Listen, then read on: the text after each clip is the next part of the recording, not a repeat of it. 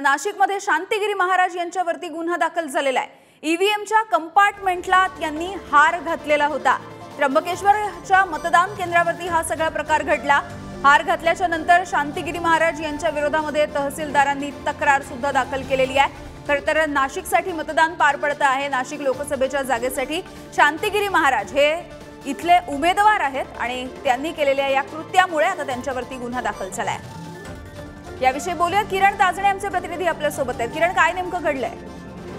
यामिनी सकाळच्या वेळेला स्वामी शांतिगिरी महाराज यांनी 7च्या टोकेला मतदान केलं होतं आणि या सगळ्या दरम्यान त्यांनी मतदान केंद्रावर मतदान पार पडल्यानंतर ईव्हीएमच्या बाजूला जे कंपार्टमेंट केलं जातं त्या कंपार्टमेंटच्या तिथे त्यांनी हार टाकला आणि त्यानंतर ते बाहेर पडले आणि या सगळं जे कृती आहे हे गैरवर्तणूक केली म्हणून नायब तहसीलदारांनी याबाबत त्र्यंबकेश्वर पोलीस ठाण्यामध्ये तक्रार दिली होती। त्या तक्रारीच्या पार्श्वभूमीवर लोकप्रतिनिधी कायद्यान्वये याबाबत गुन्हा दाखल करण्यात आलेला आहे।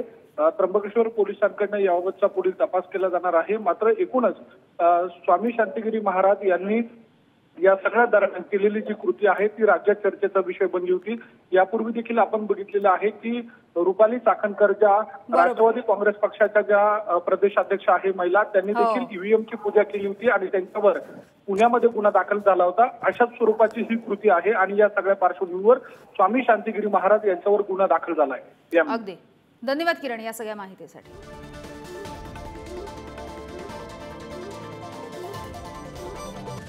तर त्याच वेळेला दुसरीकडे पोलिसांनी शांतिगिरी महाराज यांच्या कार्यकर्त्यांना ताब्यात घेतल्याची सुद्धा माहिती मिळते आहे। भगव्या कपड्यांवरती जय बाबाजी असं लिहिलं होतं आणि त्यामुळे त्यांच्यावरती कारवाई करण्यात आली आहे। अंबड पोलीस ठाण्यामध्ये शांतिगिरी महाराज पोहोचल्याचं कळतंय।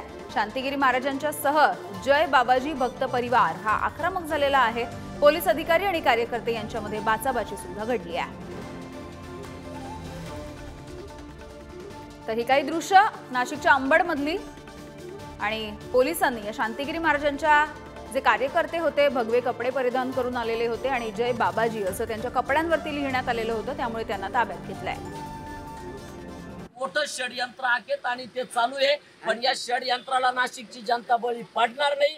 ते बादली याच निशाणी बरोबर